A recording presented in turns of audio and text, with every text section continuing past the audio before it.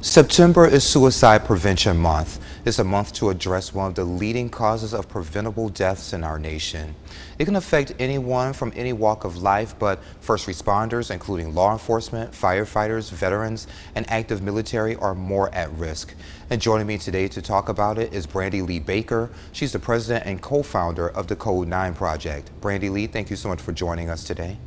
It's a pleasure to be here. Thank you for having me. No problem. So let's get right to it. What exactly is the Code 9 Project, and how does it help first responders and vets and their families? We're a national nonprofit. We serve the nation's first responders and military communities. We rely on our community and your community's donations to do that. And we provide nationally accredited suicide prevention and stress education trainings. We also help departments build peer support teams. And we have a national critical incident response unit that deploys for very, very special critical incidents. And those are interdepartmental suicides and like mass shootings and mass disasters. So we go very quietly. You won't hear about those things on the news or whatnot, so that we can very discreetly help departments in crisis. Because when they have sustained a loss, unlike ourselves, where we can, take off from work and take days to stabilize, we're still relying on our departments to answer those 911 calls. So we don't think about these things, and our organization is here to serve our first responders.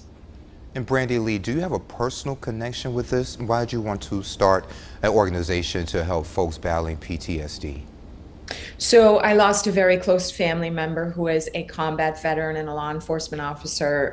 He succumbed to his combat injuries and had severe PTSD. I myself am a multiple trauma survivor, and I wear the call letters of PTSD. So I understand this very well. I'm also a first responder and come from a long line of family members of the military and first response. So this is something that I grew up in. It's something that I know firsthand, and having experienced the casualty of PTS, undiagnosed and diagnosed and untreated within the family unit, and how that affects family members and the family dynamic.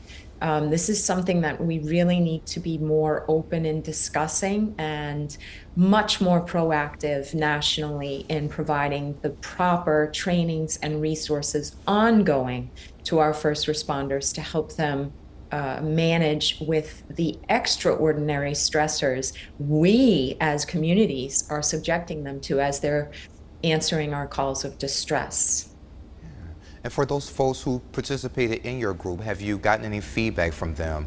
Maybe, without your organization, they wouldn't have an answer for how to help with PTSD. Yes, we get a lot of emails and phone calls and repeaters. In other words, we'll come back to a department to deliver trainings, and we'll have officers that will come to share their successes and how well they're doing. So this training and our resources and our interventions are very successful, and we do it because we understand we're a 100% volunteer organization.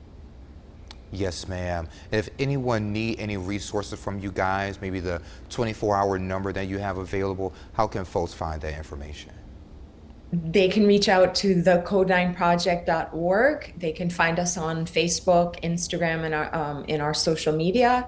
And you can also access, if you're on duty or off, 24 hours a day, 7 days a week, our peer support hotline, 844-HOPE-247. And departments, if you have sustained a suicide or you are looking for trainings to handle wellness and stress and help armor your departments, please reach out. Prevention is key. Absolutely, and we'll make sure all that information is on our website and mobile app. Brandi Lee, while I have you, is there anything else you care to share with us that I didn't think to ask? Just imploring to the community to please check out our organization. We rely on your donations to be able to answer those calls of distress when departments are in need or there's a mass shooting, and we're going to assist departments in helping your community. So we rely on your donations, and we would very much appreciate you taking a look at our organization and what we do.